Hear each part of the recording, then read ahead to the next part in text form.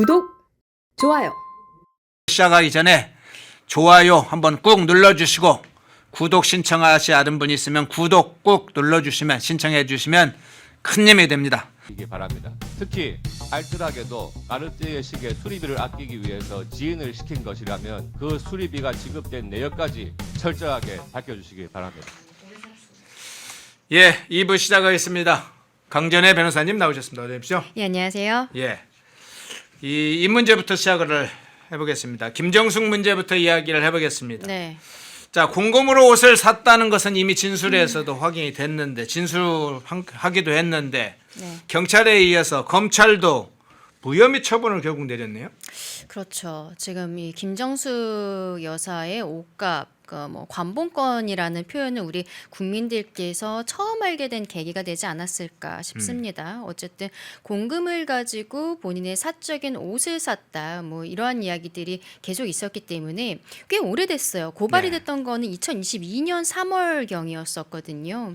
근데 여기에 대해서 계속적으로 수사가 좀 잘 이루어지지 않다가 경찰 측에서 작년 7월경에 무혐의로, 그러니까 검찰로 송치하지 않겠다라고 결정을 했습니다만 10월에는 검찰 측에서 이거 보완 수사해야 된다, 다시 재수사해라라고 결정이 나왔었죠. 그때 보도가 굉장히 크게 된 바가 있었습니다. 근데 그 이후에도 결국 경찰에서는 다시 재수사를 했지만 김정숙 여사와 관련되어 있다라고 보기는 어렵다라는 판단을 내렸다는 거예요. 그리고 이게 보도에 따르면 결국 검찰에서도 본인들이 이 사건을 다시 가지고 왔을 때 스스로 또 수사를 할 수 있는 권한이 있거든요. 근데 네. 하지 않겠다. 검찰 측에서 보완 수사를 해봤자 지금 경찰에서 나온 것 이상은 나오지 않을 것이다라는 이 결정을 했다는 겁니다.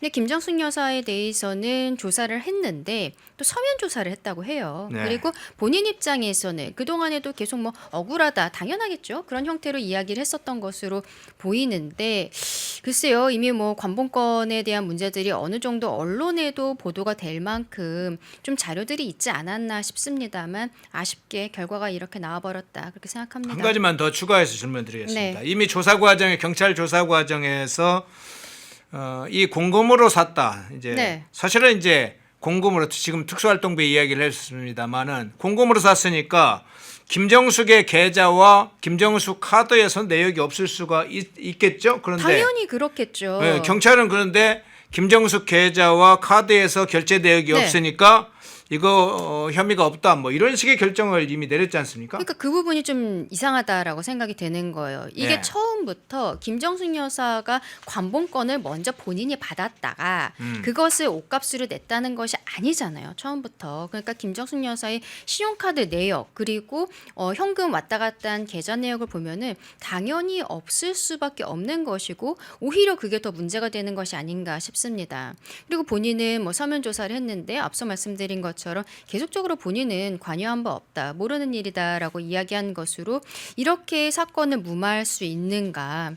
그리고 이 부분에 있어서는 결국 또 검찰의 보안 수사권 문제, 지금 네. 민주당 입장에서는 이제 10월 전에는 다 마무리를 져야 되잖아요. 이번에도 당정 간의 갈등이 굉장히 크게 불거지긴 했습니다만 보안 수사권에 대한 문제는 아직 명확하게 정리를 못하고 있는데 검찰 측에서 몸을 사리고 있는 것이 아닌가, 뭐 저 개인적으로는 그런 생각도 좀 들어요. 그리고 아까 제가 작년 10월경에는 중앙지검에서 다시 수사해달라라는 결정이 나왔다고 말씀드렸잖아요. 그때는 이제 정진우 검사장이었는데 이분이 10월에 그런 요청을 했습니다만 11월에 대장동 사건 등과 관련해서 본인이 이미 사직을 해놓은 상황이거든요. 그러니까 11월부터는 다른 사람들이 말하자면은 이재명 정부의 조금 더 입맛에 맞는 사람들로 인사가 되었다라고 봐야 되는 것이 아닌가, 이런 의혹들도 분명히 저는 존재한다라고 생각을 합니다. 결국 검찰 측에서 본인들의 책임 하에 이렇게 기소하지 않는 것으로 결정을 했지만 글쎄요, 이 부분은 국민들께서는 굉장히 의구심이 남는 사건으로 계속 회자되지 않을까 싶습니다. 예, 이 사건이 이렇다고 해서 끝나는 게 아니겠죠. 경찰과 검찰이 혐의 없음이라고 내려서 그 범죄가 네. 사라지지 않죠. 그러나 어쨌든 그에 관해서 충분히 이 문제에 대해 계속 검증을 하고 사실관계를 또 확인해야겠죠. 그 상황 먼저 살펴봤고요. 오늘 이슈가 좀 많아서 짧게 중요한 이슈들 네. 좀 다뤄보겠습니다. 자, 헌법재판소에서 이 재판 소원 제도가 시행된 이후에 지금 26건을 모두 기각했다. 이 소식이 전해졌어요.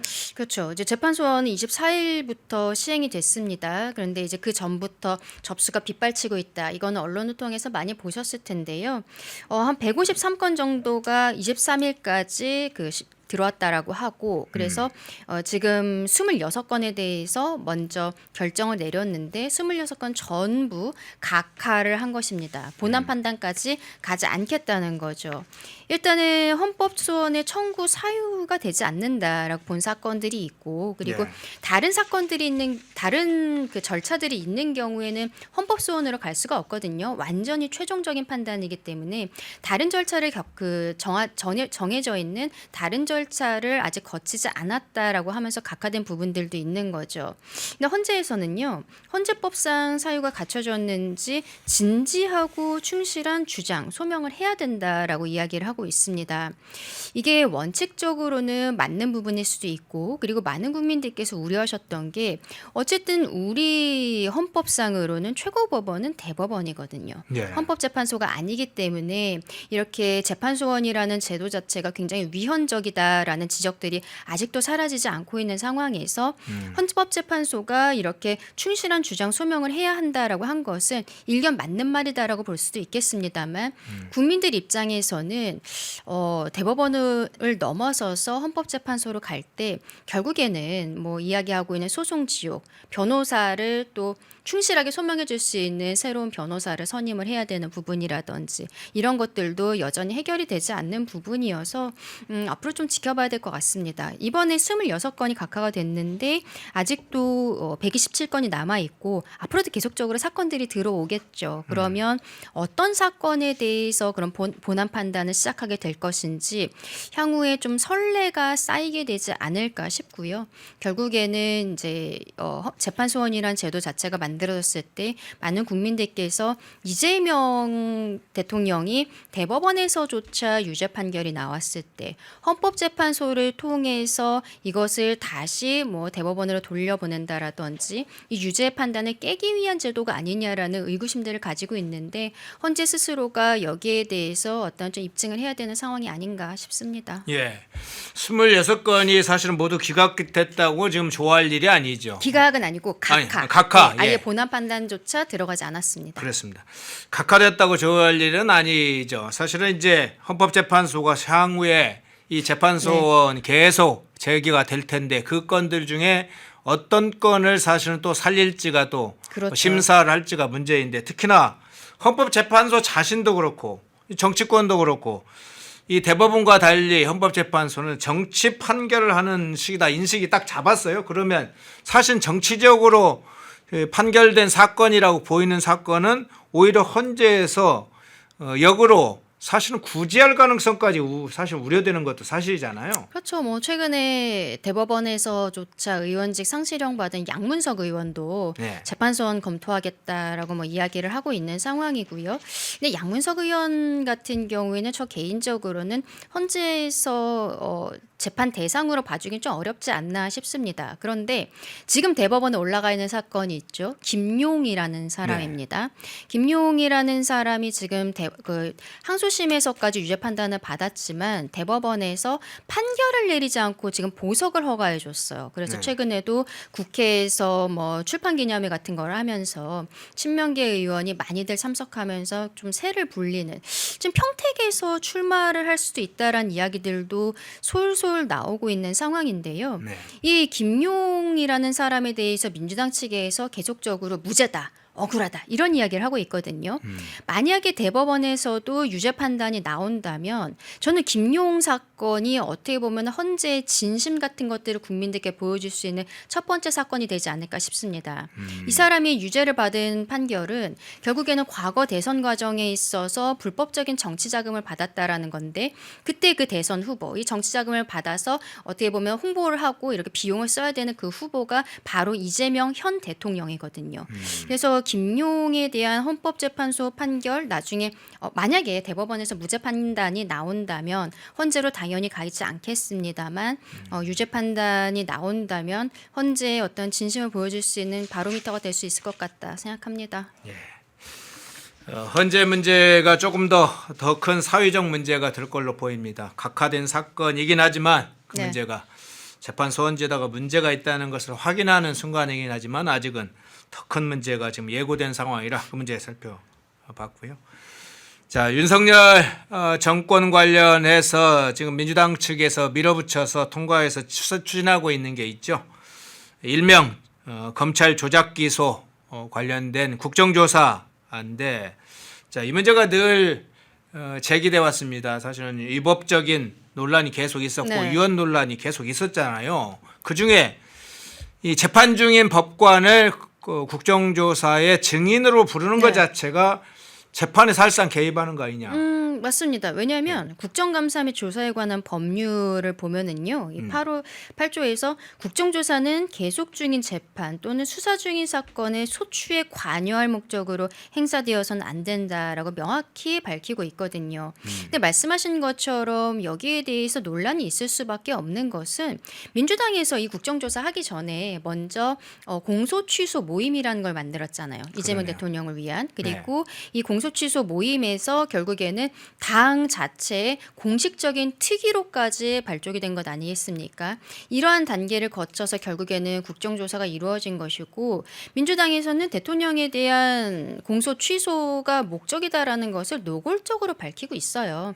그렇다면 이것은 진행 중인 재판이잖아요. 대통령은 이미 재판을 받고 있다가 대통령이라는 직을 얻으면서 각각의 재판부가 임의적으로 재판을 중단해 놓은 상황이거든요. 그래서 이게 결국에는 민주당에서 공소 취소를 위한 것이다라고 적극적으로 지금 국민들께 오히려 어필을 하고 있는 상황이면은 재판에 관여할 목적 이걸로 행사되어서는 안 된다라는 이 법 규정 여기에도 당연히 위배가 되는 것이고 그리고 대한민국은 상권분리 국가인데 제가 늘 사법부를 무력화시킨다라고 말씀을 드리고 있습니다. 결국에는 그 부분인 거죠. 입법부인 국회가 또 행정부인 대통령이 행정부의 수반이잖아요. 행정부에서는 나 몰라라 하는 척으로 뒤에서 좀 뒷짐지고 있지 않을까 싶습니다만 국회에서는 뭐 입법부가 사법부를 완전히 무력화시키려는 시도다. 왜냐하면 이번에 국정조사를 하면서 결국에는 이제 증인 같은 걸로 그동안에 수사했었던 검사라든지 그리고 재판을 하고 있었던 판사 이런 사람들을 대거 부를 것이라는 예상이 되잖아요. 근데 아마도 저는 이제 판검사들은 출석하지는 않을 거다라고 생각을 하는 게 출석은 정당한 이유가 없으면 반드시 출석해야 된다라고 나와 있습니다. 예. 법 규정상. 근데 이게 아까 말씀드린 그 상권분립이라는 헌법의 대원칙에도 맞지 않는 것이고 재판에 관여할 목적이라는 것이 저는 굉장히 명확하다고 보거든요. 이러한 이야기로 아마 불출석 사유서 같은 것을 내지 않을까. 그래서 판검사들은 출석하지 않을 것이라는 생각을 저는 그렇게 합니다만 여기에 대해서 민주당 측에서는 또 이것은 다 자백하고 있는 거 아니냐. 본인들이 대통령에 대해서 불리하게 판단했다는 것을 국정조사에서 이야기할 수 없기 때문에 안 나온 것이다. 이런 형태로 호도할 가능성이 높다. 그리고 국정조사가 일단은 5월 8일까지 하기로 되어 있거든요. 네. 근데 또 우리 뭐 특검 같은 것들도 마찬가지고 합니다만 기간을 연장할 수가 있는 거예요. 5월 8일이라는 것도 지방선거 한 달 남아 있는 상황이고 그 상황에서 본인들이 이런 부분들을 계속적으로 흔드는 것이 본인들 지방선거에 유리하다라는 판단이 있을 때는 뭐 기간을 연장할 가능성도 있다. 굉장히 좀 안타깝다고 생각합니다. 예. 아예 이 재판에 노골적으로 개입하는 것, 네. 이 자체가 불법이고 위헌이다 이렇게 제기가 돼서 구체적 설명을 해주셨는데 그 정청래가 지난번에 밝힌 것에 의하면 이 사건 특히 이재명 관련된 사건이기 때문에 자신들의 정치적 뜻이 이미 공표가 돼 있어요. 그러니까 이재명 요 관련된 사건은 검찰이 조작을 했다는 것을 전제로 해서 국정조사를 한 다음에 그 다음에 특검으로 이게 경로가 그렇게 이동되는 경로를 지금 예고하고 그렇죠. 있는 것인가요? 당연히 그렇다고 볼 수밖에 없겠죠. 근데 정권이 시작되고 특검이 계속적으로 발의가 되고 또 상설 특검도 하지 않았습니까? 쿠팡 사건이라든지 이런 것들 어떻게 보면은 검찰에게는 수사권을 완전히 뺏겠다라고 하면서 검찰에서 사람들을 자꾸 차출해서 특검이라는 제도 이런 것들을 만든다는 게 굉장히 모순된다라고 볼 수밖에 없잖아요. 그래서 지난번에는 특검에 차출되어 있었던 검사들이 거기에 대해서 문제 제기를 하기도 했었고 했었죠.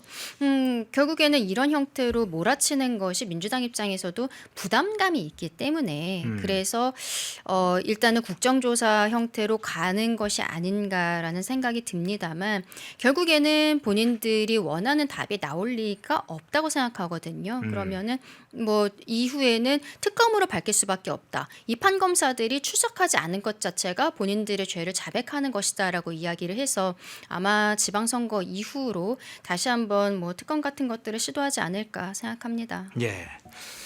자, 기가 막힌 장면들이 계속 곳곳에 나오고 있습니다. 뭐 권력이 뺏긴 후에 예상되는 상황이었습니다만, 위법과 유연과 불법을 그냥 넘나들면서 아주 정치권과 이재명 정권이 아주 폭주를 하는 상황인데, 자, 이 장면도 한번 살펴보겠습니다.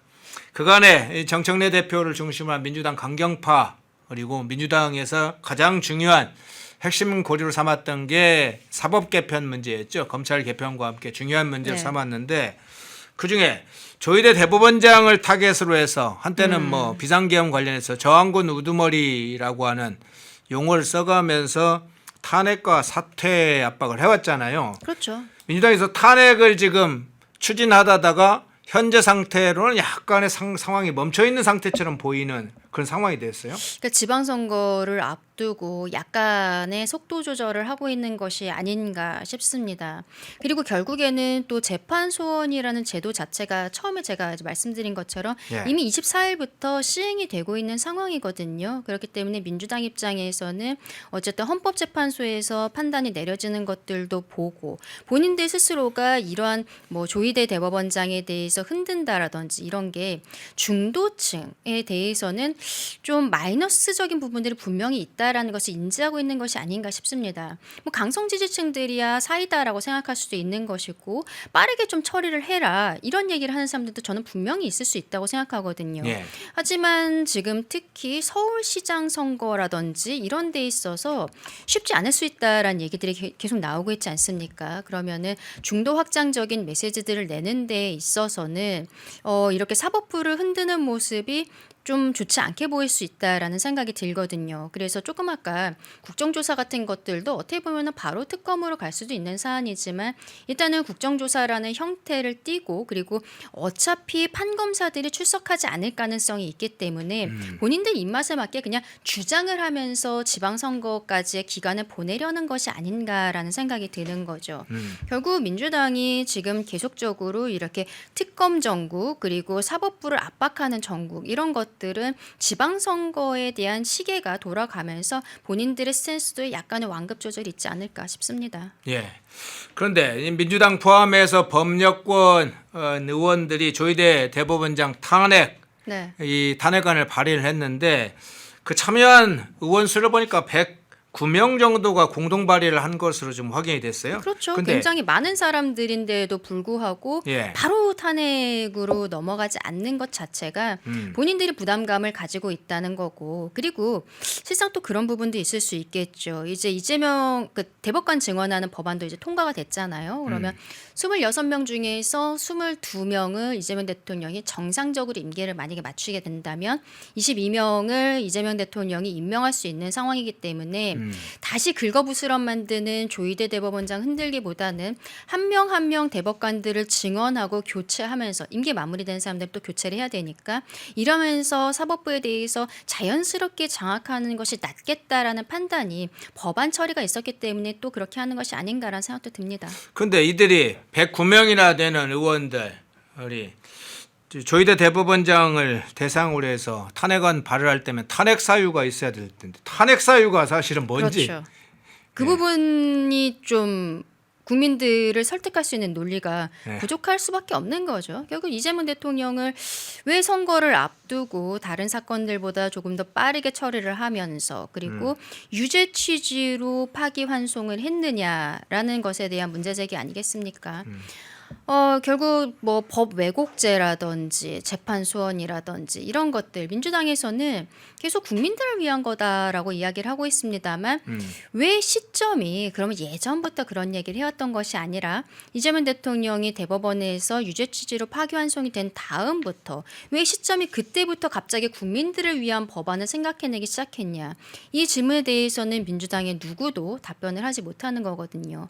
결국에는 위인설법이라는 것을 스스로 인정할 수밖에 없는 상황을 스스로 자초했다 생각합니다. 예. 탄핵 사유가 없는 탄핵 사유가 불분명한 그런데 대법원장을 탄핵할 시도한다.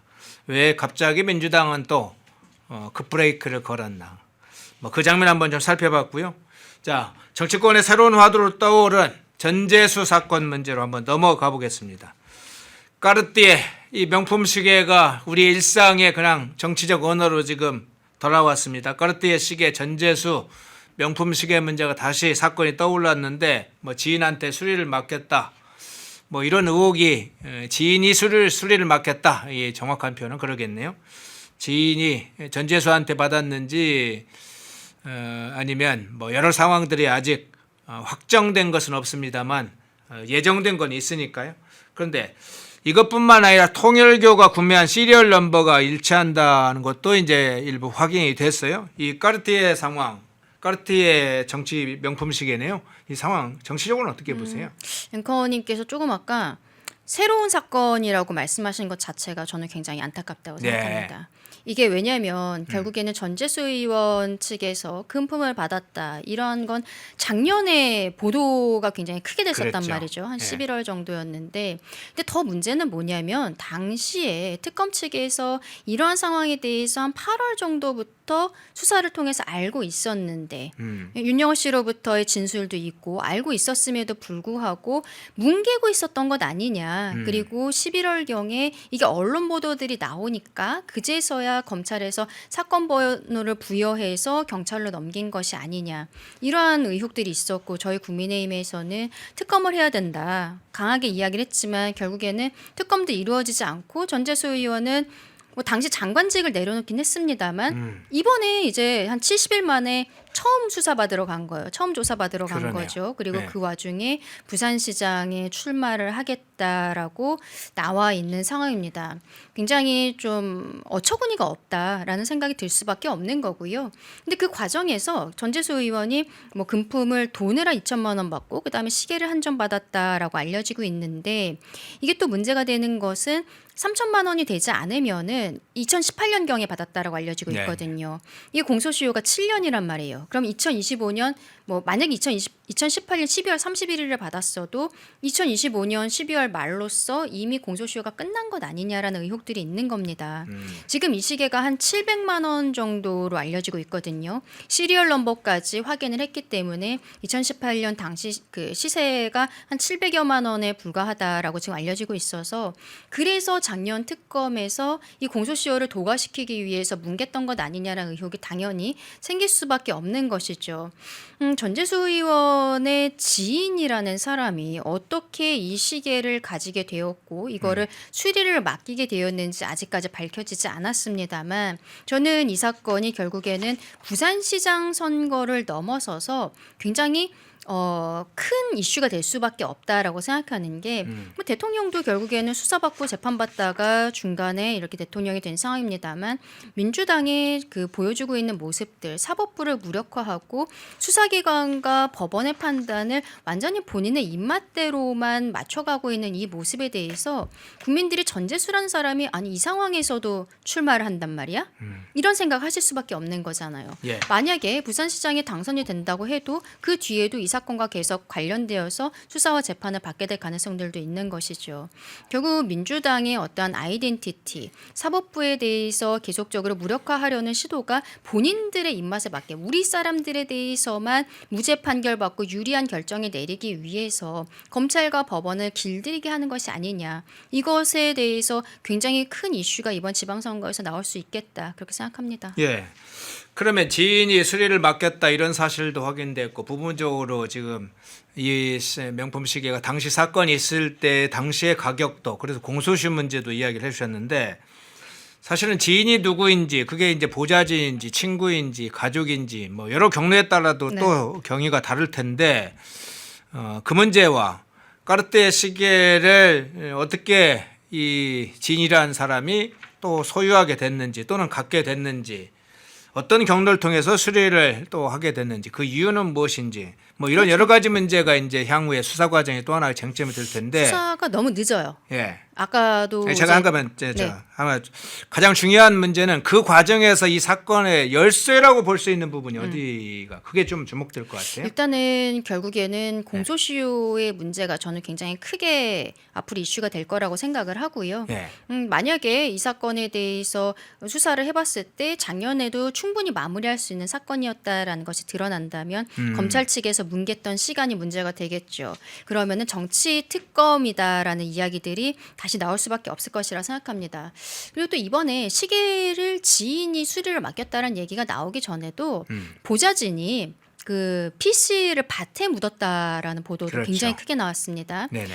근데 지금 전재수 의원 측에서 얘기하는 거는 그 PC는 그냥 본인의 개인적인 자료들을 없애기 위해서 뭐 처분한 거다라는 형태로 얘기를 하는데 글쎄 우리 시청자분들 중에서 내 개인적인 뭐 카톡이나 개인적인 뭐 파일 같은 걸 없애기 위해서 그냥 포맷하면 되잖아요. 뭐 문제가 있으면 포맷하면 되는데 그걸 밭에 묻는 사람이 누가 있을까요? 저는 굉장히 좀 무리한 주장을 하고 있는 게 아닌가라는 생각이 들고 그리고 지난번에 전재수 의원실에 대한 압수수색이 들어갔을 때 수사기관에서 그 안에 진입을 하지 못하는 상황에서 안에서 자료를 파쇄하는 것 같은 소리가 났었다. 네네. 이런 보도도 굉장히 크게 나오고 있거든요. 결국에는 수사기관이 전재수 의원 측에서 증거인멸을 할 수 있는 시간을 벌어주고 있는 것이 아닌가. 70일이 넘어서야 당사자를 이제서야 부르고요. 그리고 그 과정에서 뭐 PC 같은 것은 밭에 묻고 그리고 자료 같은 것들은 파쇄가 되는 소리가 났다. 이런 것들은 이 부분도 역시 특검이 필요한 부분이라고 생각을 하거든요. 지금 저희 국민의힘이 참 안팎으로 어려운 상황이어서 특검에 대한 주장을 제대로 하지 못하고 있습니다만 빨리 하나로 뭉쳐서 이런 거를 더 강하게 주장해야 되지 않나 그렇게 생각합니다. 예. 까르띠에 시계만의 문제는 아니겠네요. 증거인멸 관련된 부분은 지금 말씀하신 것처럼 지난번 의원실 압수수색 할 때 네. 사실은 이제 한 2시간 정도 거의 지체가 된 상황에서 문서 파쇄기 소리가 들렸다. 2번에 걸쳐 들렸다. 뭐 이런 얘기가 지금 네, 그렇죠. 방금 말씀을 주셨는데 사실 이 부분은 그럼 경찰 수사에서도 제대로 수사가 됐는지 그 부분도 의문이에요. 일단은 경찰에서는 아까 말씀드린 공소시효 문제에 대해서는 사실관계 확인이 먼저다라고 이야기를 하고 있습니다. 예. 그래서 만약에 공소시효가 도과됐다고 해도 뭐 좀 끝까지 수사할 것처럼 지금은 일단 국민들한테 그렇게 이야기를 하고 있는 상황인데 앞으로 좀 지켜봐야 될 거라고 생각을 하고요. 전재수 의원 입장에서는 계속적으로 부인을 하고 있고 그 와중에 부산시장 선거까지 나갔다는 것은 뭐 스스로 어떠한 뭐 자백을 한다라거나 이런 것들은 전혀 이루어지지 않을 거라고 생각합니다. 근데 그동안에 또 보도됐던 거는요. 그 전재수 의원이 책을 낸 적이 있었어요. 네네. 책이 한 권에 2만 원이었는데 이 책을 윤용호 씨가 이제 통일교 측에서 500권을 샀다는 거예요. 1,000만 원어치죠. 그리고 그것이 윤용호 씨의 사무실 앞에 노끈으로 묶인 채로 쌓여 있는 것을 보았다라는 진술들도 이미 언론을 통해서 보도가 된 적이 있었거든요. 늘 말씀드립니다만 그러면 통일교 측에서 노끈으로 싸서 그냥 갖고 있었다는 거는 1,000만 원어치 쓰레기를 샀다는 거잖아요. 그럴 이유가 무엇이 있었던 것인가? 전재수 의원은 민주당의 부산시당 위원장이었었고 그리고 통일교에서 계속적으로 수건 사업으로 생각했었던 한일 간의 해저 터널 이런 것들에 있어서 전재수 의원을 설득해야 될 어떤 동인 이런 것들은 굉장히 컸었던 거거든요. 그리고 뭐 행사에 갔었다라는 이야기들도 나오고 있습니다만 본인은 지금 계속 부인을 하고 있는 상황입니다. 결국에는 수사기관에서 밝힐 수밖에 없는 것인데 다시 말씀드리지만 수사가 너무 늦어요. 예. 그리고 봐주기 수사가 있는 것이 아닌가. 지금 압수수색이 들어가는데 그 안에서 파쇄기 소리가 난다는 건 있을 수 없는 일 아니겠습니까? 여기에 대해서 수사기관들이 정말 명운을 걸고 뛰어들어야 된다고 생각합니다. 예. 혹시 사진 하나 있는지 모르겠습니다. 사진 중에 정청래와 만나는 사진, 어제 전재수가 만나는 사진 그거 혹시 있나요? 그 사진 혹시 확보가 돼 있습니까? 예, 안 돼 있으면 그냥 넘어가겠습니다. 예, 어제 전재수가 무슨 포럼 같은 게 있다고 하면서 여의도에 갔어요. 그런데 그 사진이 포착이 됐습니다. 이 정청래와 전재수가 만나는 사진이 포착이 됐는데 이게 정치적으로는 해서 문제가 좀 필요할 것 같아요.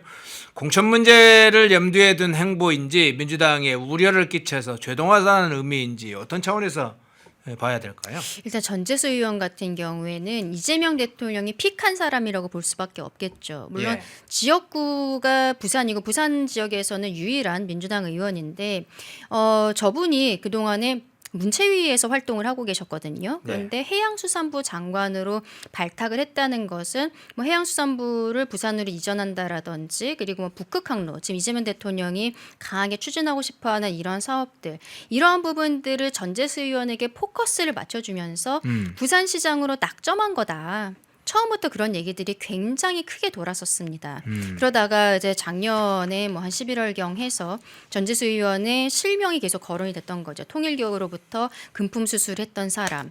근데 그 과정에서 특검에서 이 사건을 뭉개려고 했었던 것이 아니냐는 의혹이 나오는 것도 대통령이 어쨌든 대통령이 최측근으로서 의원 중에서도 픽해서 장관을 하고 부산시장 이야기가 나오고 있는 사람이기 때문에 그래서 특검 측에서 봐준 것이 아니냐라는 국민적 의혹이 있는 것도 사실이라고 생각을 합니다. 지금 민주당 입장에서는 부산시장 선거에 있어서 아직 공천이 결정이 되지는 않았거든요. 근데 네. 누가 보아도 전재수 이외의 다른 사람은 쉽지 않을 거다라는 판단들이 있었고 그 이유 중에 하나가 전재수 의원은 이미 작년에 장관으로 되었을 때부터 부산시장 얘기가 너무 많이 나왔기 때문에 민주당 내에서 부산시장을 준비할 사람도 없었던 거예요. 근데 이러한 비리 사건이 터졌음에도 불구하고 민주당 입장에서는 결국에는 뭐 대안도 없고 그리고 대통령이 픽했던 사람이기 때문에 어쩔 수 없는 상황이 아닌가. 지금 저 두 명의 표정을 보면은 활짝 웃고 있다고 보기는 어렵잖아요. 정청래 대표도 좀 애매한 표정 짓고 있고 전재수 의원도 좀 비슷하다고 생각합니다. 속으로 서로 굉장히 복잡한 상황이 될 거라고 생각해요. 결국 공천을 만약에 줬을 때 공천 주고서는 선거 전에 뭔가 크게 사건이 터질 수도 있는 거고 뭐 어떻게 보면 압수수색 영장을 넘어서서 인신에 대한 그 영장이 나올 수도 있는 거거든요. 이러한 부분들이 나온다면 또 그것 자체도 민주당에게는 굉장히 큰 부담이 되고 앞서 말씀드린 것처럼 수사기관과 재판부에 대해서 너무 무시하는 것 아니냐라는 것이 중도층에게는 굉장히 좀 이미지가 좋지 않을 수가 있기 때문에 전재수 의원이 작년에 장관으로 픽됐을 때만 해도 많은 분들께서 그래도 이렇게 좀 인정을 해주는 부분이었는데 지금은 그런 상황이 아니라는 것. 민주당 중앙당 자체도 굉장히 좀 곤혹스러울 것 같다 생각합니다. 예. 마지막으로 이 문제 하나만 좀 짧게 짚어보죠. 이재명 정부가 이유는 이제 경기 침체를 막겠다고 하면서 전시 추경 이름을 이제 그냥 약칭을 해서 전시 추경을 편성하겠다 뭐 이런 입장을 밝히고 있어요. 네. 이제 신속한 추가 편성, 전시 추가 편성을 이재명이 지시를 했는데 여기에다가 하나 더 지역화폐를 통해서 지원해라. 여기까지 좀 덧붙였습니다. 그렇죠. 이재명 대통령이 지역화폐를 워낙 좋아하고 특히 모 업체와는 어떤 유착 관계가 있는 것이 아니냐라는 의혹들도 과거에 있었던 것도 사실이거든요. 네. 굉장히 여러 가지로 문제가 있는 지점이라고 생각을 합니다. 일단은 저희 국민의 입장에서는 이제 경제가 어려운 건 사실이고 특히 유류비 이런 것들이 급등하고 있기 때문에 오히려 과거에 해왔었던 것처럼 유류세를 인하한다라든지 그리고 지금 뭐 택시기사라든지 이렇게 운수업에 종사하고 계신 분들에게 에너지 바우처 형태로 이렇게 지급하는 형태의 추경이 되어야 된다라고 주장을 하고 있습니다만 민주당에서는 그게 아니라 특히 대통령이 대놓고 이야기를 하고 있죠. 직접적으로 지원을 해야 된다. 유류세 인하 조치 같은 것들이 아니라 직접적으로 지원을 해야 되고 특히 지방은 더 지원해야 된다라고 대통령이 이야기를 하고 있습니다. 이제는 결국 이제 지역화폐 형태로 또 지방선거를 앞두고 현금성 살포를 하겠다라는 것을 이야기하고 있는 거죠. 이런 형태로 계속적으로 저는 매표 행위라고 생각을 하거든요. 경제는 계속 어려웠었는데 이렇게 나라 국간이 이미 마이너스가 심함에도 불구하고 퍼주기가 과하다라는 생각을 할 수밖에 없는 겁니다.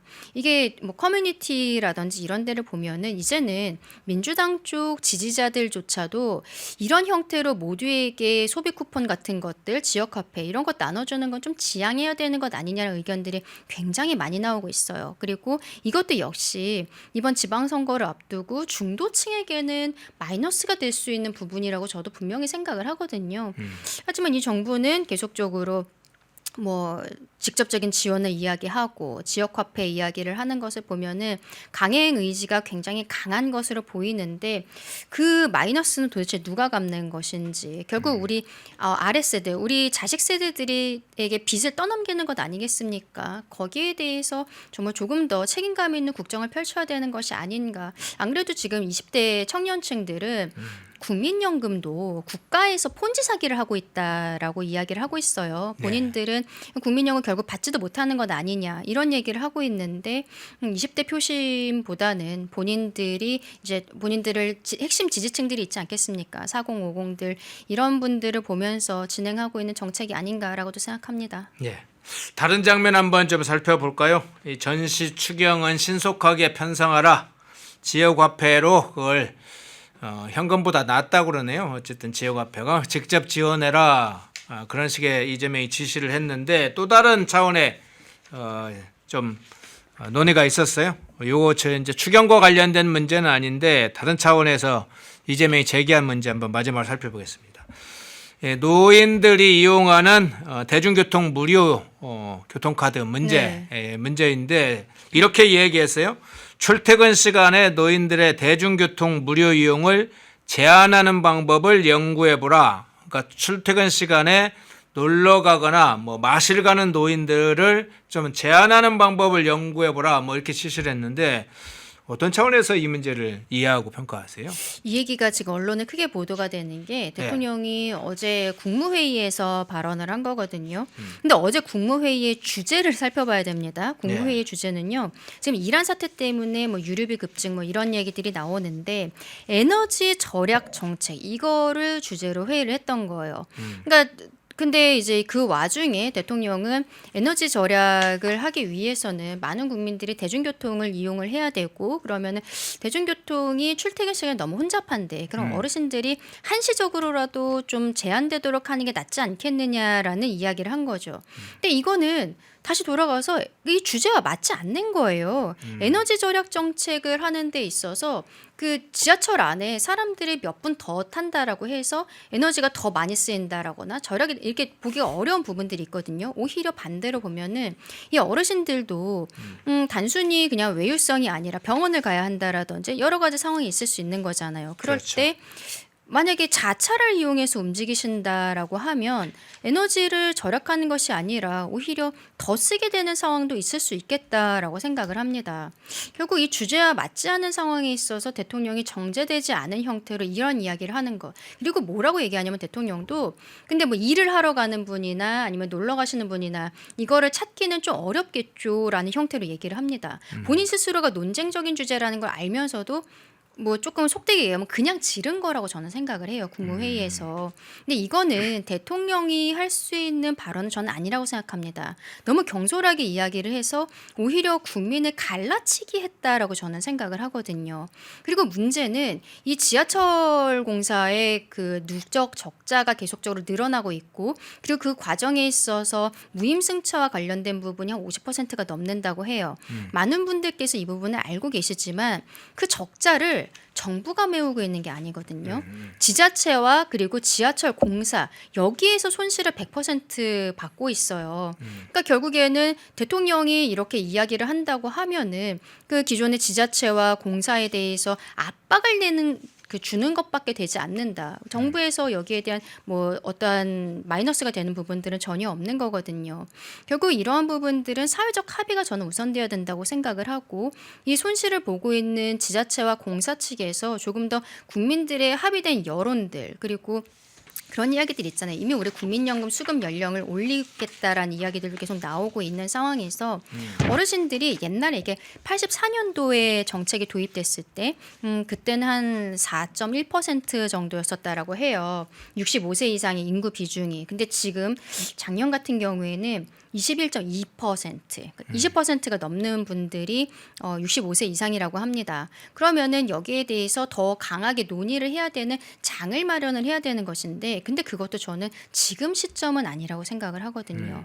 에너지 절약에 대한 국무회의를 하면서 어르신들에 대해서 문제 제기하는 것, 이거는 저는 전혀 맞지 않다. 대통령이 좀 맞지 않는 말씀을 하셔서 분쟁만 만들었다라고 생각합니다. 네, 이재명이 질렀다. 오늘 김정숙 무혐의 관련 혐의 없다는 공금으로 샀긴 했지만 혐의는 없다. 이의 문제부터 시작해서 국내 이슈 조목조목 주요 이슈 한 6개를 좀 다뤄봤습니다. 구독, 좋아요. 예, 2부 시작하겠습니다. 강대기 변호사님 나오셨습니다. 어서 오십시오. 네, 안녕하십니까. 강대규입니다. 예, 참 가슴 아픈 영상을 또 보내요. 저 영상 제가 여러 번 봤는데 절규하는 어머님의 저 모습을 보니까 가슴이 아프네. 대전 화재 사건 관련된 영상을 잠깐 봤습니다. 오늘 새벽에 속보 나온 것부터 지금 시작을 해보겠습니다.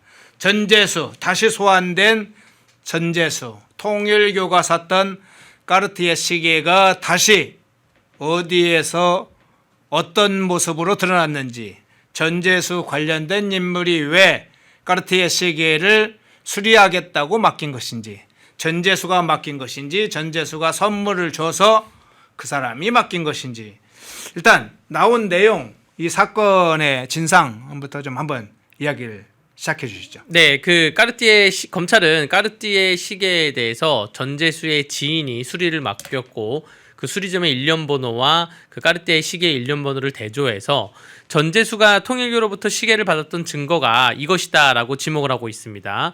전재수는 거기에 대해서 반론을 하면서 그 지인도 통일교와 관련 있는 사람이다라고 얘기를 하고 있습니다. 그런데 제가 그 국회의원들에 대한 이런저런 전재수뿐만 아니라 이런저런 얘기를 들어보면 명품 선물이 들어오잖아요. 명품 시계든 명품 가방이든 이거를 본인이 스스로가 어떠한 명품점에 가서 교환을 하던가 수리를 할 때 본인이 안 간다고 합니다. 다 보좌관들 보내가지고 뭐 수리나 교환을 시키지, 그러는 과정에서 알고 보니까 의원이 선물 받은 게 뭐 가짜였다 뭐 이런 것도 밝혀지기도 하는데, 이러한 습성으로 봤을 때 전재수의 지인이 누구인지가 가장 중요합니다. 그게 가족인지 혹은 상하관계인지가 중요하고요. 여기서 또 하나 중요한 게 뇌물죄 같은 경우에는 3단계로 나눠지는데 3천만 원과 1억 또 1억 이상 이렇게 3단계로 나눠지는데 3천만 원 미만일 경우에는 일반 형법으로 가서 공소시효가 7년입니다. 근데 저 시계를 받았다는 날짜가 시계하고 원래는 시계 2개 뭐 현금 해가지고 한 4천 이상이다 라고 처음 보도가 나왔는데 지금 그 부분이 좀 쏙 들어가면서 시계 하나랑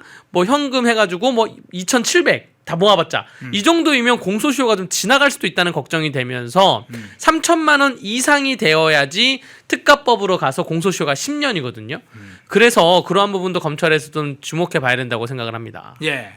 그러면 쟁점이 몇 가지가 생기겠네요. 일단 까르티에 시계를 지금 수리를 맡긴 사람들이 누구인지가 먼저. 네. 예, 두 번째는 그 사람이 수리를 맡겠다는 기록은 확인되고 그렇다면 수사를 하게 되면 당신은 까르티에 그 시계를 어디에서 구매를 했으면 구매를, 네. 얻었으면 얻었으면, 네. 주었으면 논두렁에서 주울 수도 있나요? 네.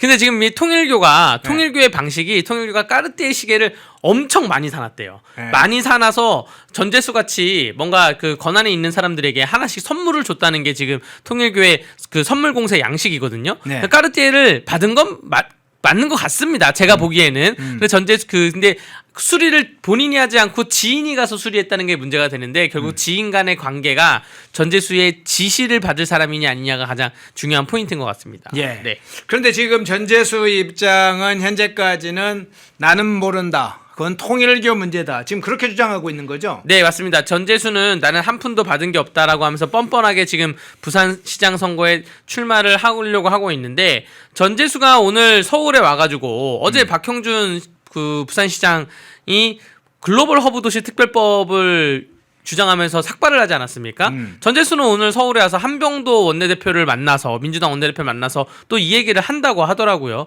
그러니까 지금 수사가 진행이 되면 수사가 속도가 조금만 더 붙으면 사실 6월 지방선거 이전에 충분히 결과가 나올 수 있는 부분인데 본인 거기에 대해서는 뻔뻔하게 출마를 하고 있는 것 자체가 유권자를 좀 우롱하는 그러한 모습인 것 같습니다. 예. 네. 그러면 서울에 올라와서 민주당의 지도부를 만난다는 얘기는 공천 문제 관련해서 나를 공천에서 배제하지 말아달라 뭐 이런 겁니까? 네, 그 글로벌 무슨 그 허브 도시를 위해서 액션을 취한 것 같고요. 공천 문제는 좀 희한한 거는 민주당은 전재수와 저기에 나와 있는 사람이 이재성이라는 다른 후보자인데 네. 둘 사이가 굉장히 좋아요. 왜 좋은지에 대해서는 전재수가 만약에 부산 서울시장으로 나오면 북구 갑지역구가 비어지게 되는데 거기에 사실 그 대통령실에서 하정우 AI 비서관이 간다는 얘기도 있지만 네. 이재성이라는 사람한테 저기 북구가 공천 주면 되는 거 아니냐 이런 얘기도 나올 정도로 민주당이 지금 굉장히 기세 등등하게 있으니까 그 전재수와 이재성이라는 사람 경선을 붙일 것 같은데 경선 후보자들끼리 분위기는 되게 좋은 것 같은 느낌입니다. 네. 예. 전재수 관련된 이 사건에 통일교 관련된 유착 의혹은 여러 가지가 있습니다. 사실은 이제 이 까르티에 명품 시계만 있는 건 아니고 현금이 초기에는 뭐 3천만 원이었다가 네. 또 2천만 원이었다가 약간 이제 조정되는 상황이 있을 때 누가 조정을 한 것인지 마사지를 한 것인지 여러 이야기가 있습니다.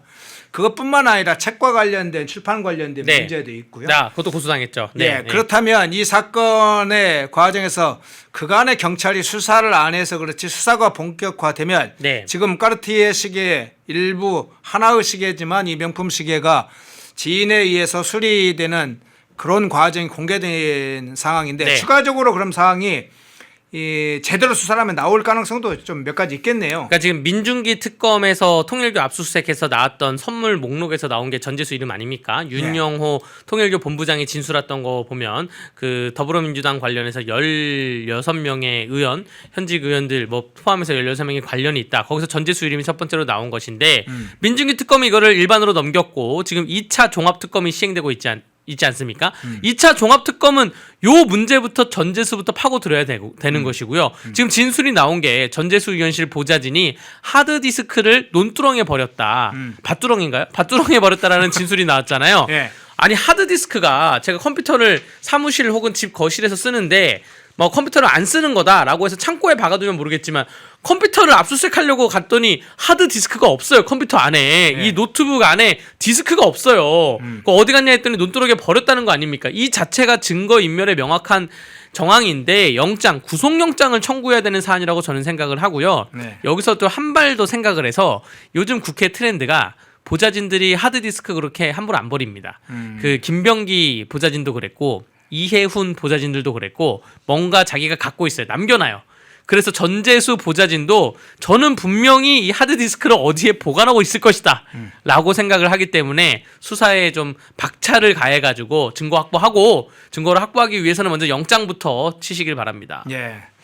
자, 바다에 묻었다고 하니까 그 생각이 나네요. 과거에 뭐 논두렁 사건도 있습니다만 과거에 도박 사이트 운영자가 김재예 출신이라고 그랬었죠. 그 도박 사이트로 번 현금 한 수십억 원을 밭에 묻었는데 네. 예, 그거 밭 작업을 하다가 발견됐다는 거 아니에요? 5만 원짜리가 포크레인 뭐 작업을 하다가 100 몇십억이 발견됐다고. 예, 100 몇십억입니까? 네. 예, 그 장면이 생각나는데 밭에 묻는 일이 이제 하드까지 묻는군요. 자, 마지막으로 그러면 요 사안에 관해서는 이게 이제 정치적 파장 문제가 어디까지 갈지 모르겠어요. 그건 이제 사건의 수사의 진척 상황과도 맞물려 있는데 일단 전재수에게는 그간의 발을 불등을 껐다고 생각했을 텐데 네. 그리고 본인이 장관직을 그만둘 때 이거 명백하게 허위다. 금방 드러난다 허위가. 네. 그래서 금방 자기가 허위를 밝혀내겠다고 이야기를 했는데 경찰이 수사를 안 하고 있으니까 조용했는데 이제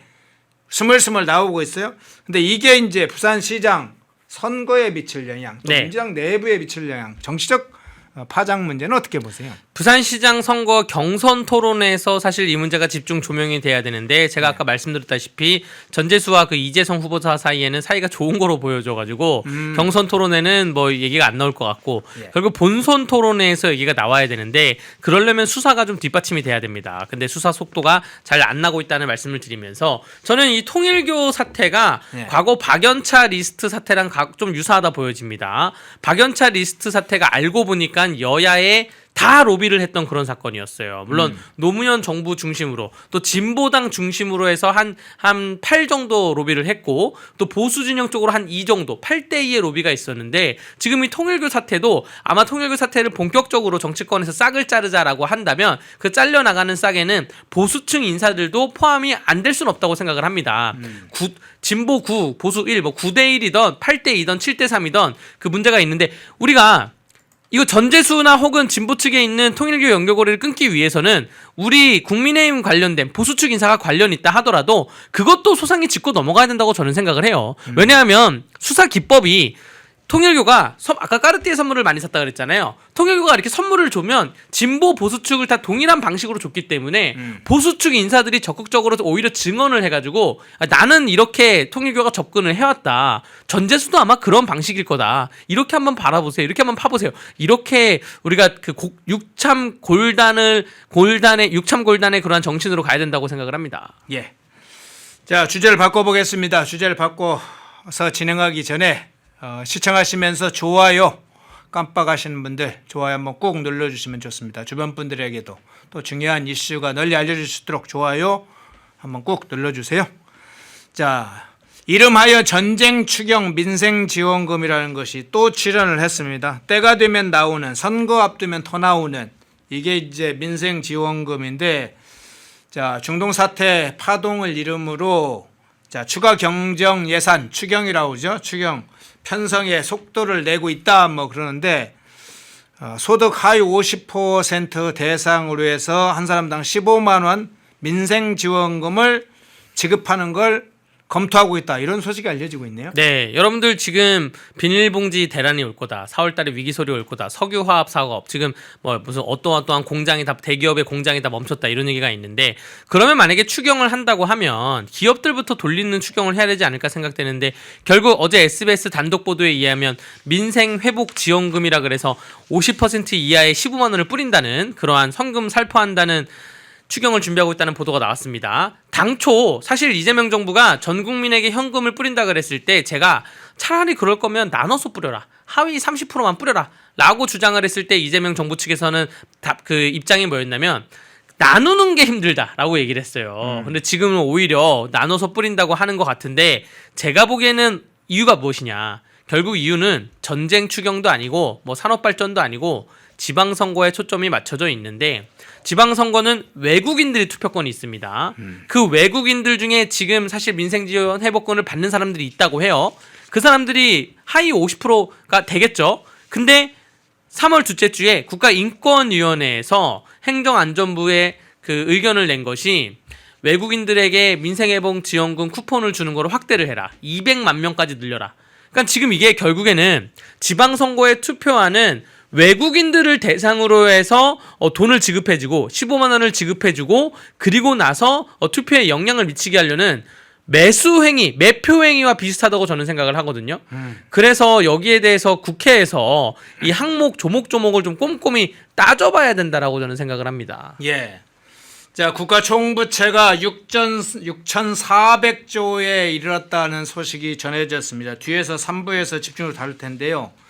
뭐 국가 부채가 뭐 1,000조, 2,000조, 3,000조가 아니라 정부와 가계, 기업 부채를 모두 합한 한국의 총 부채 규모가 6,400조가 아니고요. 6,500조. 6,500조 5,843원으로 지금 집계가 됐습니다. 그런데 정부 부채가 그중에 가장 많이 빠르게 늘고 있는데 저는 그럴 바에야 이렇게 현금 선거 때 현금 뿌리는 방식으로 이게 또 일종의 매표 행위로 네. 볼 수 있기 때문에 오히려 만일 과감하게 한다면 국민의힘이 이 이재명 정부의 실제 뭐 하위 한 15% 대상으로 해서 민생지원금을 대상을 50%를 대상으로 해서 민생지원금을 준다 이런 것보다는 아예 상반기 면세를 하면 어떻습니까? 아예 예. 왜냐하면 관련된 기업들까지 네. 다 포함이 되니까 지금 중동 사태에 피해를 입고 있는 건 뭐 특정 계층만 피해를 입는 게 아닙니다. 다양한 계층이 피해를 입어요. 그러면 국가적 차원에서 그 피해를 일부 개인의 이것은 책임 문제라고 보기 어려워서 전 국가적 차원에서 한다면 아예 그래 상반기에 내야 될 모든 세금을 면제해 주겠다. 네. 아주 아예 그런 차원에서 하면 이게 현금뿌리에서 지방선거를 대처하는 것보다는 네. 정치적으로도 나름대로 의미가 있고 세금 감면을 통해서 오는 상대적으로 부작용도 적고 그런 부분은 어떻습니까? 맞습니다. 이 국가 재정에는 세입이 있고 세출이 있죠. 네. 지금 세입이 늘어날 거가 예상되기 때문에 늘어날 세입에 대해서 세출을 늘리겠다는 게 정부 입장인데 첫 번째로 세입이 늘어날 거는 단순히 정부의 예상일 뿐이고요. 두 번째로 반도체 산업에서 세입이 늘어난다 하면 그 지금 환율이 올랐기 때문에 수입하는 업체에 대해서는 세율이 더 떨어질 겁니다. 이러한 계산은 정부는 또 안 하고 있고 그렇기 때문에 세출을 늘리는 것보다 말씀하시는 것처럼 어떠한 법인세 혹은 개인소득세 부분에서 어떠한 특정한 지금 이 전쟁으로 인해서 석유화학으로 인해서 정말로 어려운 사업을 하고 있는 사람들에 대해서는 세금 감면 혜택을 주는 게 낫지 않을까. 그런 방식이 조금 더 현명한 방식이 되고 더 기업이나 또 경제에 더 도움이 되는 방식이라고도 저도 생각을 합니다. 혹은 아니면 세입을 벌었으면 국가의 빚을 먼저 갚아야죠. 예, 빚을 먼저 갚아야지 그거를 선거에 매표 행위를 하고자 돈을 뿌리는 건 좀 아니라고 생각합니다. 예. 자, 아까 이야기 중에 조금 오해가 또는 전달이 정확히 안 됐을 수 있으니까요. 한번 그 부분은 다시 이야기했습니다. 한국의 국가 총 부채가 6,500조가 좀 넘었다는 겁니다. 6,500조가 넘었다는 것이지 정부 부채가 6,500조라는 건 아닙니다. 가계부채 포함해서. 예, 가계, 기업 부채 모두 포함한 것이고요. 정부 부채는 대략 1,250조 7,746억 원. 그리고 이 정부 부채가 엄청나게 기업이나 가계 부채보다 더 빠르게 증가하고 있다. 이건 뒤에서 한번 자세히 좀 다루겠습니다. 일단 숫자는 조금 오해가 있을 수 있으니까 정확하게 다시 이야기를 하겠습니다. 자, 박홍근 문제로 한번 넘어가 볼게요. 네. 예, 기획예산처 장관, 초대 기획예산처 장관 원래 준비됐던 사람은 날라갔고 박홍근이가 이제 1번 타자가 아니고 2번 타자로 지금 등장을 했는데 병역 문제가 먼저 제기를 했습니다. 군 병역 문제, 병역 면제를 위해서 노비를 한 것이 사실상 확인되는 상황인데요. 자, 천하람 의원이 그분을 찾아냈네요. 자, 그 영상 잠깐 보고 오겠습니다. 먼저 병역 문제입니다. 박홍근 후보자는 자신의 자서전에서 양심수 군면제 운동 결과로 예기치 않게 군면제가 되어 역사와 사회에 더 봉사하라는 뜻으로 받아들였다라고 썼고 올해 초 서울시장 출마를 염두하고 발간한 저서에도 원래는 늦깎이로 입대할 때까지만 일하기로 했는데 전혀 예기치 않게 병역이 해결되었다. 생각지도 못한 법의 적용으로 그 문제가 해결되자 나는 그것을 역사와 사회에 더욱 봉사하라는 뜻으로 새겼다라고 썼습니다. 박홍근 후보자에게 양심수 군 문제 해결을 위한 모임에서 활동했는지 묻자 박홍근 후보자는 모임에 참석한 적이 있는 것으로 기억합니다 라고 답변했습니다. 본인이 양심수 군면제 모임에 참석해놓고 전혀 예기치 않게 병력이 해결되었다라고 국민들께 거짓말을 한 것입니다. 예, 지금 방금 이야기했던 것처럼 본인의 군면제, 병역이 면제가 됐어요. 그런데 본인 얘기로는 전혀 예기치 않게 그냥 병역이 해결됐다. 자기는 어떻게 뭘 하진 않았는데 해결이 됐다는 식으로 얘기합니다. 그런데 양군모라는 약칭이 양군모예요. 양심수 군 문제 해결을 위한 모임, 양군모에 활동을 했다는 것이 확인됐습니다. 본인도 거기에 참여했다고 얘기를 했죠. 자, 이게 제 기억에는 1995년도로 기억을 합니다. 1992년도에 본인이 경희대 총학생회장을 하고 서총련 부의장을 하고 당시에 전대협, 마지막 전대협 권한대행, 의장 권한대행도 하는 일도 있었는데 군 문제가 제기가 됐는데 95년도에 최종적으로 군 면제가 된 걸로 제가 기억을 해요. 박홍근은. 그런데 양심수 군 문제를 위한 이 양군모는 명동성당에서 농성을 상당 기간 했습니다. 그런데 제 기억이 맞다면 그 본부가 양군모 중요한 본부가 경희대에 있었어요. 즉 저 출신 박홍근이 경희대 총학생회장을 했던 자기 후배들이 그 다음에 총학생회 이끌어가는 그 본부가 양군모가 경희대에서 있었던 걸로 저는 기억을 합니다. 제가 당시에 현장에서 있었기 때문에 이건 좀 확인을 해봐야 됩니다. 제 기억으로는 경희대에 있었던 걸로 기억이 나고 명동성당에서 농성도 꽤 했어요. 군 면제해달라고.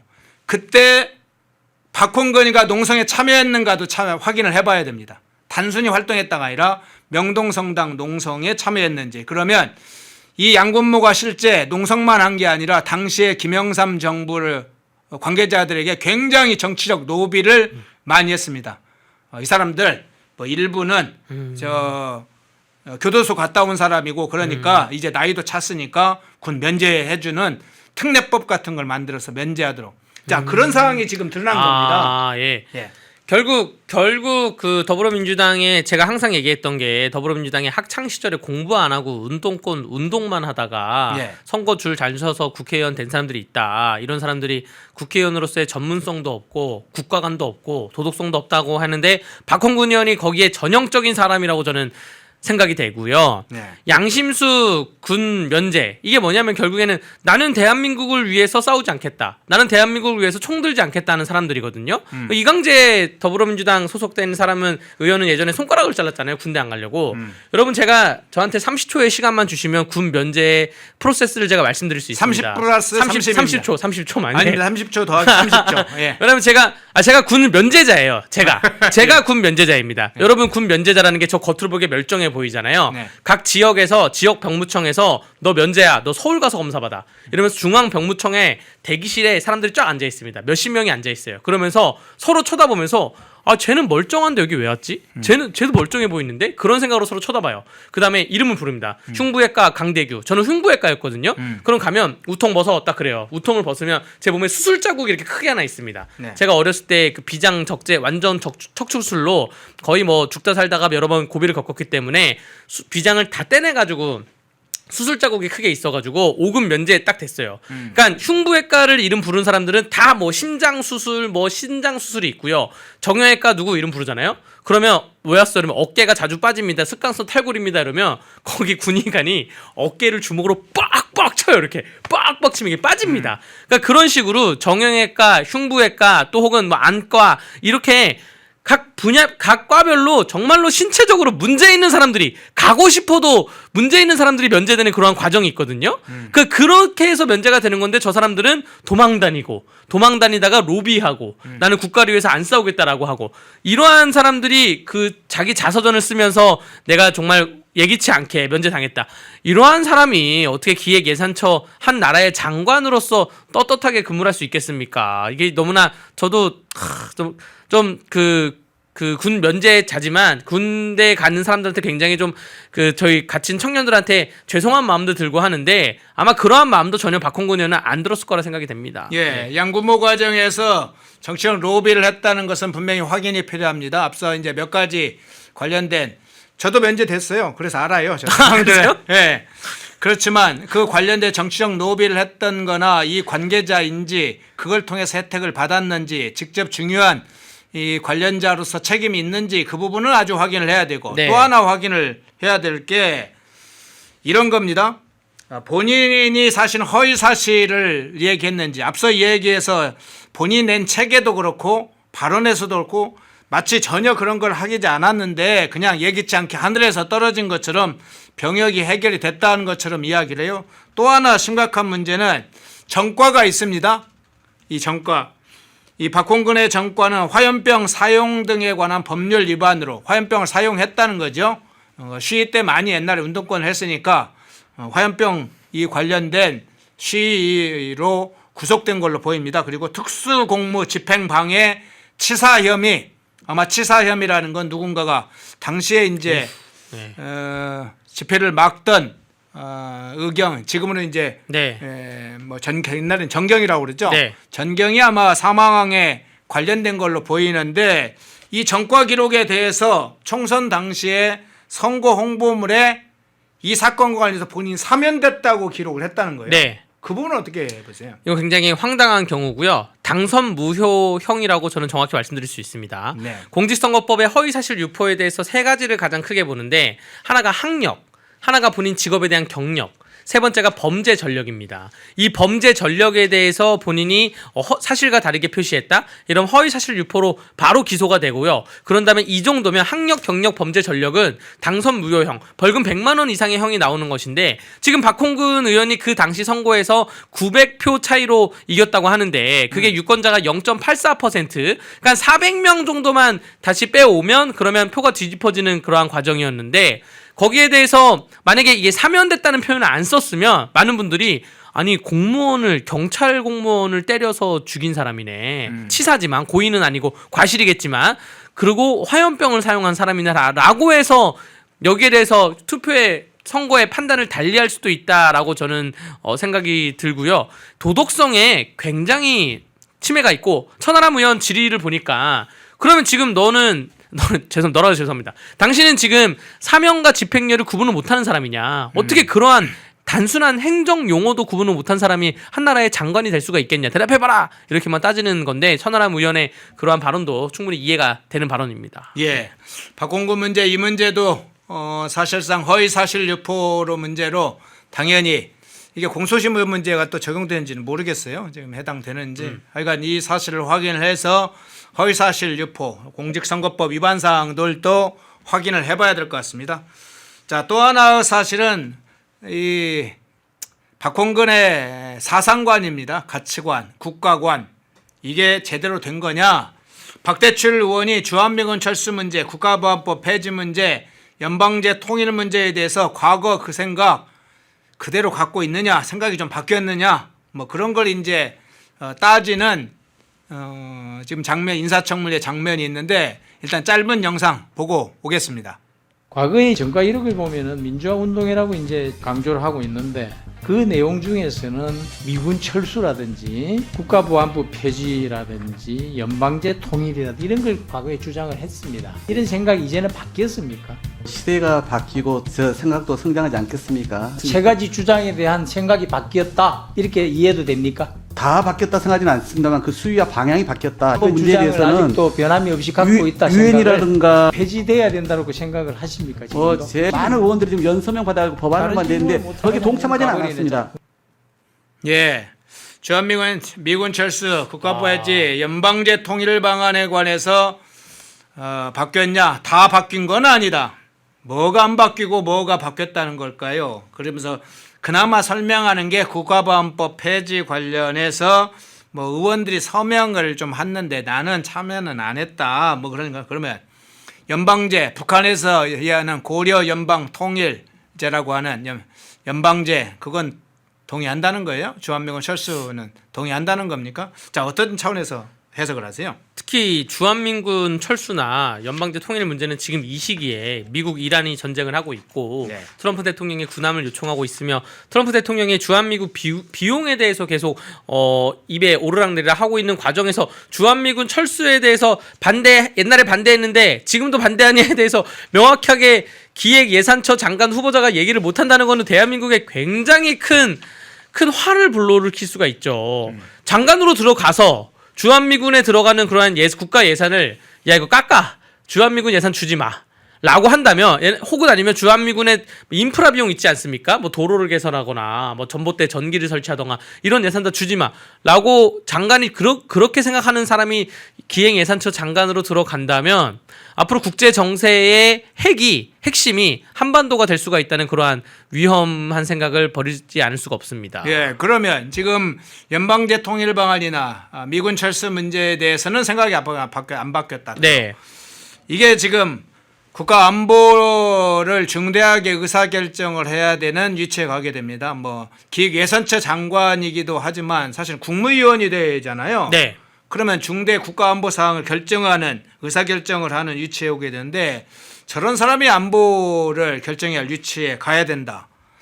자기 국가관도 정립을 못한 채 가야 된다. 그 부분도 심각하지 않습니까? 맞습니다. 그러면 이제 안보에 대해서 지금 아마 이렇게 갈 거예요. 지금 1020 그러니까 10대 20대들 중에 우파들이 상당히 많이 있습니다. 네. 10대 20대들은 안보관이 굉장히 철저히 돼 있어요. 이른바 운동권 세대였다는 40대 50대의 민주화 운동 세력이라는 거기 안보관에 비해서 10대 20대가 우월한데 기획예산처 장관이 저렇게 들어간다고 하면 교육부 장관하고 혹은 문화관광부 장관하고 어떠한 그 공모하에 아니 그 국가보안법 폐지 연방제 통일, 주한미군 철수 이런 거를 10대 교육에 드는 예산을 만들어주겠다. 그 예산으로 투입되자. 그러면 대한민국이 장기적으로 봤을 때 안보적으로 굉장히 취약하게 가는 거 아닙니까? 그래서 저 사람은 박홍근 의원은 전문성도 그렇고 예산에 대한 전문성 자체가 없어요. 그 문학 학교에서 대학에서 문학 공부한 다음에 그다음에 보좌관 하다가 선거 줄잘 서가지고 된 사람이고 그렇다고 그 안규백보다 더 심한 사람입니다. 왜냐면 안규백은 그나마 국방위원회라도 있었지 박홍근 저 사람은 예산 관련된 위원회도 없었거든요. 그런 와중에 국가관도 저렇게 안보적으로 위험하다는 말씀을 좀 드리겠습니다. 예. 자, 박홍근 문제는 추가적인 사실이 확인되면 또 집중해서 한번 분석을 해보겠습니다. 이번에는 BTS 이 회사 하이브 주가가 무려 15.55%가 폭락하는 그런 상황을 한번 살펴보면서 왜 이런 사태가 발생했는지 이 공권력의 개입이 또 다른 차원의 완전히 사실은 BTS를 망신시키고 하이브를 폭락시키는 상황이 아닌지 이 부분을 한번 살펴보겠습니다.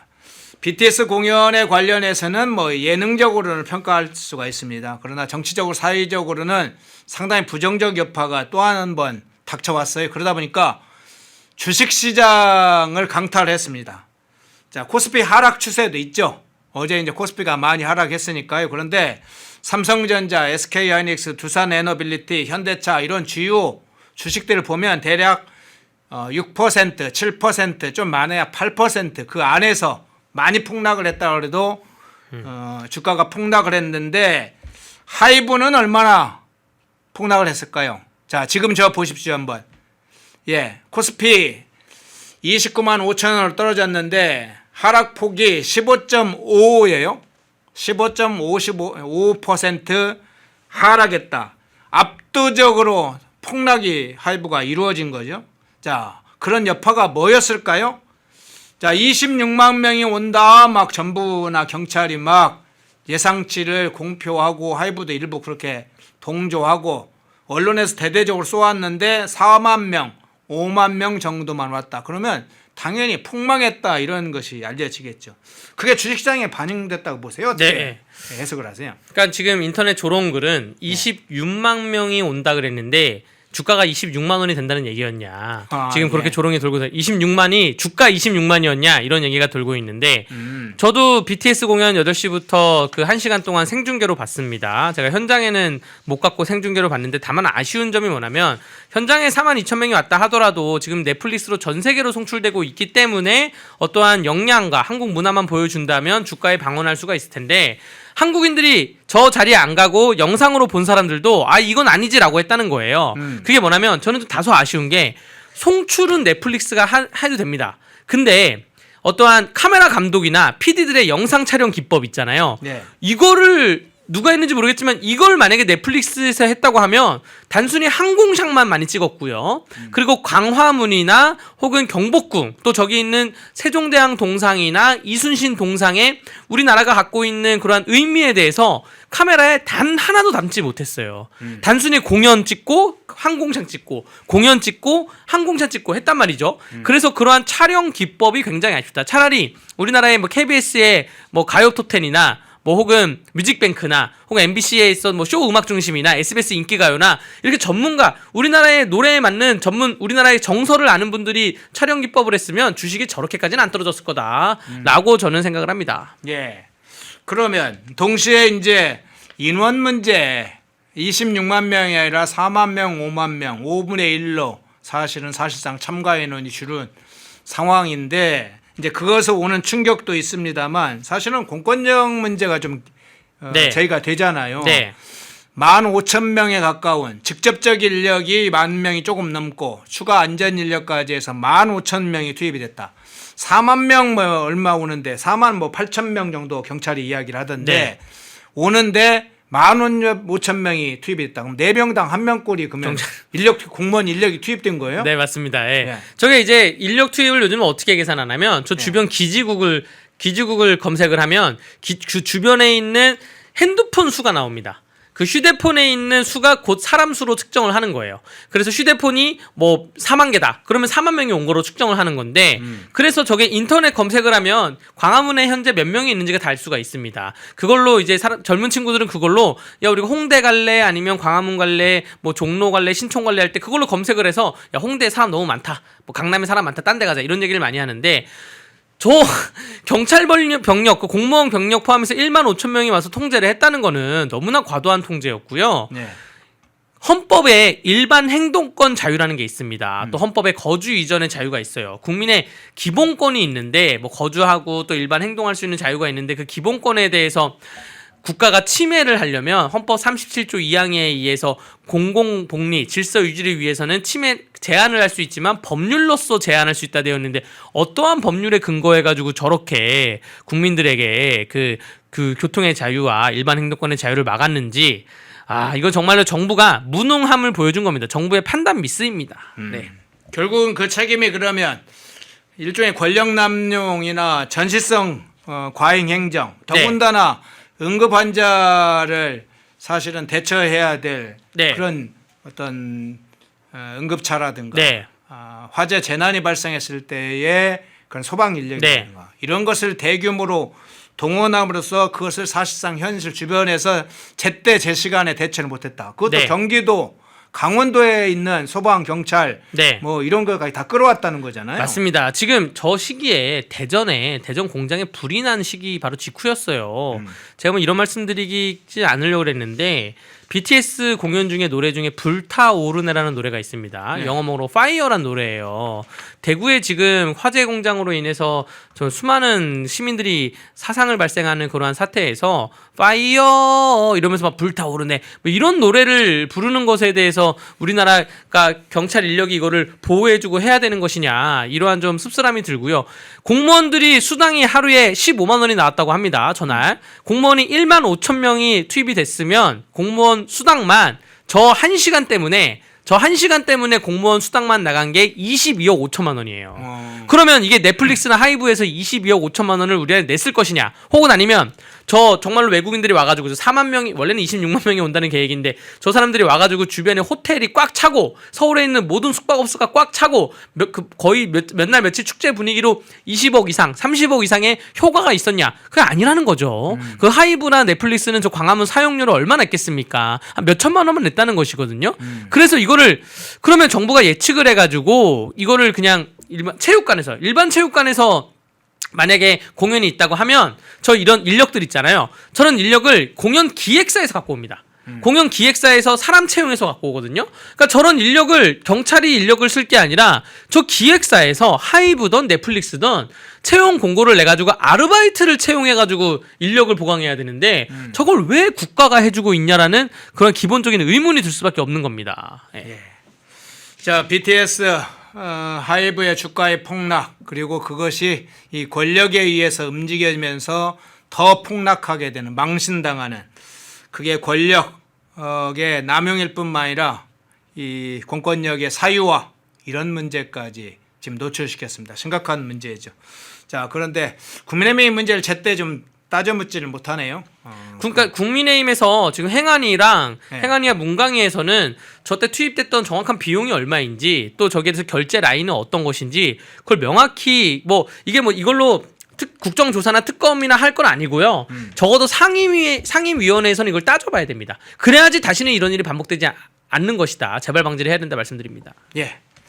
자, 다른 주제로 한번 넘어가 보겠습니다. 지금 국회 문제와 관련해서 정청래의 폭주가 또 시작되는 건가요? 어제 정청래가 후반기 상임위 구성과 운영에 관해서 이야기를 했는데 민주당에서 그냥 100% 상임위원장 다 맡겠다. 상임위를 우리 마음대로 하겠다. 이렇게 지금 입장을 밝혔어요. 현재 상임위는 18곳인데 상임위 17곳과 특별히 한 곳이 있습니다. 18곳이죠. 그중에 민주당이 11, 국민의힘이 7곳을 맡고 있는데 자, 1987년도 이후에 국회는 의석수 비율에 따라 상임위원장을 배분하는 원칙을 지켜왔습니다. 이걸 사람들은 가끔 관행이라고 이야기를 하는데 조문에 없어서 그렇지 원칙이었어요. 그걸 누가 지켜야 될 원칙처럼 이야기를 해왔습니다. 관행이라고 이야기하니까 정청래는 관행을 지키지 않는 것이 좋다라고 하는 식으로 하는데 아닙니다. 원칙입니다. 기본적으로 룰이죠. 상호간에 그걸 딱 그 문서에 표기만 안 했을 뿐이지 룰로 정해왔습니다. 자, 이재명 정권 하에서 이게 산산이 깨지는 상황인데 자, 이 자체가 사실은 국회에 그러니까 아예 상임위를 독식하겠다. 미국 예를 들었습니다만은 어떤 차원에서 보세요? 미국 예를 든 게 굉장히 좀 어이가 없는 게 정청래 대표 미국 대사관저에 폭탄 설치했던 사람이거든요. 예. 미국을 그렇게 싫어하고 미국 대사관 사는 곳에 폭탄을 설치했던 사람이 우리 미국식으로 가자 하는 게 도통 이해가 되진 않고요. 사실 21대 국회 전반기에도 상임위 독식했던 사례가 있습니다. 근데 그 이후에 또 안 했거든요. 22대 전반기에도 안 했고 지금 와서 왜 하냐?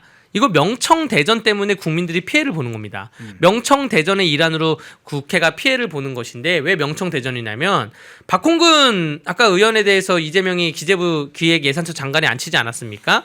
그러니까 이재명의 권력이 점점 커지고 있는 거예요. 뉴 이재명도 나오면서. 그러면서 이른바 유시민이 말했던 A그룹, 뭐 김대중, 노무현, 문재인을 이용한 그 A그룹, 그게 정청래도 그 그룹인데 정청래가 아니 나도 상임위원장 나눠줄게.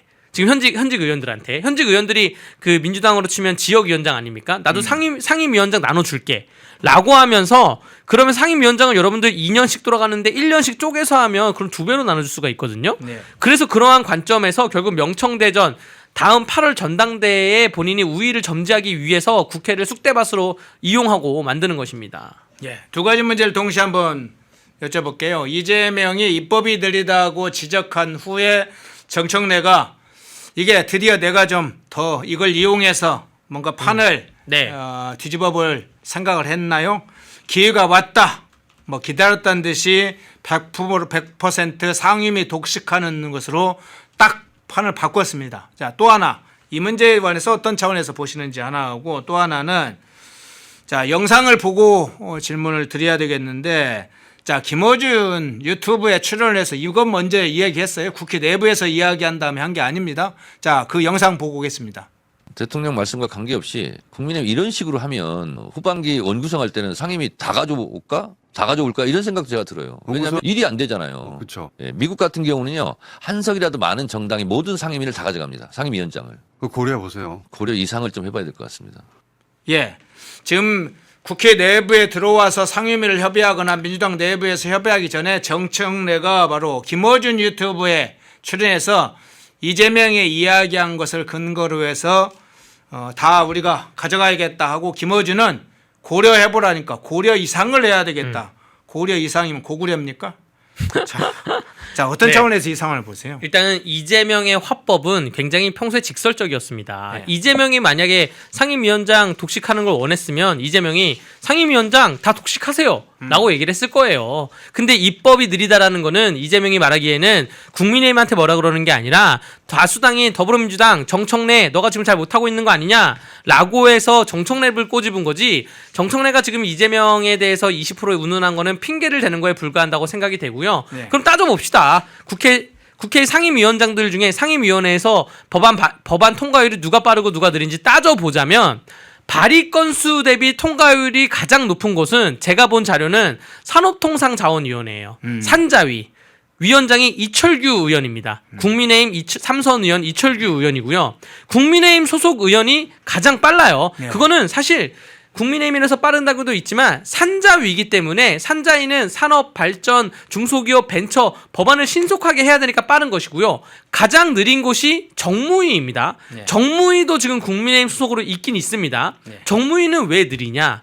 정무위는 그 안건 하나하나가 굉장히 묵직해요. 정무위는 사실 예전에 한 16대 국회만 하더라도 없던 상임이었는데 16대 이전인가요?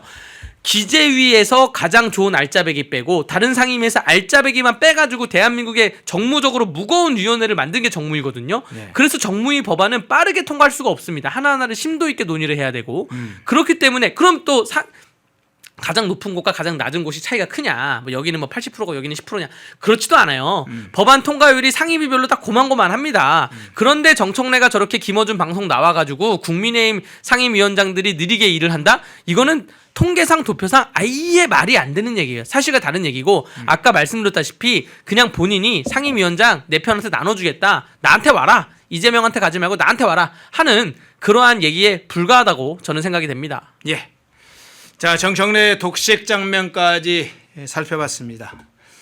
예, 2부 강대규 변호사님이었습니다. 고맙습니다. 네, 감사합니다.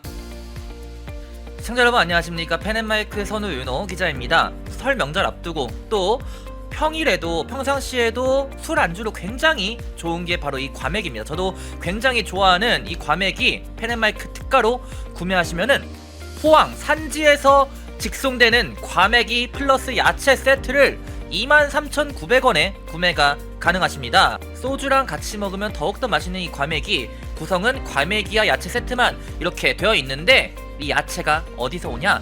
당일 새벽에 옵니다. 그래서 정말 신선하고 특히나 포항 산지에서 나오는 이 과메기는 그 어느 과메기보다도 꾸덕하고 쫄깃하고 고소합니다. 저도 방금 먹어봤는데 너무나 맛있었던 이 과메기 펜앤마이크 특가로 구매하시면은 23,900원에 구매가 가능하시니까 우측 카드에 나와있는 152-1331 152-1331 전화 주시면은 간편하게 문의 및 구매 가능하시니까 많은 관심 부탁드리도록 하겠습니다.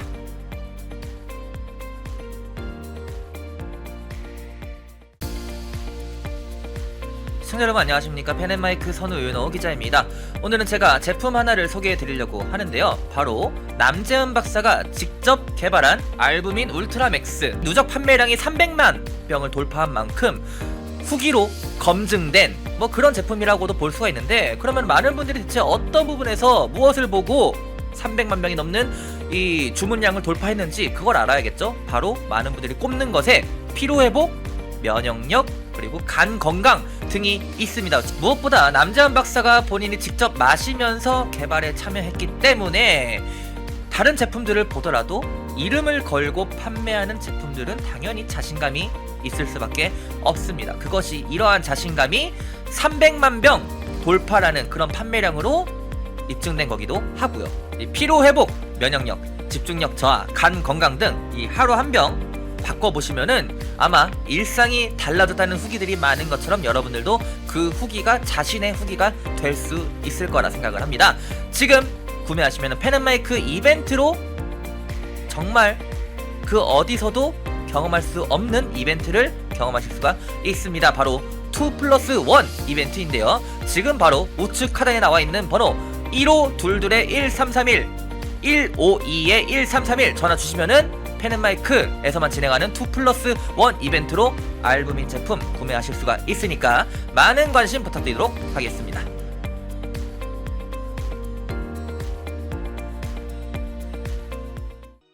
펜앤마이크에서 추천하는 영상도 보고 가세요. 다른 영상도 즐기시려면 구독 버튼을 꼭 눌러주세요.